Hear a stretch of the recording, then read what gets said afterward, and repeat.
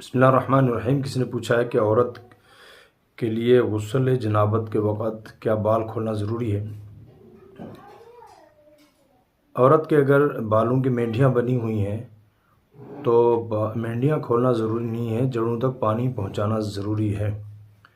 لیکن اگر بال کھلے ہوئے ہیں، مینڈیاں نہیں بنی ہوئی تو پھر بالوں کو دھونا ضروری ہے، اور اگر تھوڑے سے بھی بال خشک رہ گئے تو غسل واجب نہیں نکلے گا، غسل نہیں ہوگا۔ اس لیے اگر مینڈیاں بنی ہوئی ہیں تو ان کو تو نہ کھولیں، اور اگر بال کھلے ہیں تو ان کی جڑوں تک پانی پہنچانا بھی ضروری ہے، بالوں کو دھونا بھی ضروری ہے۔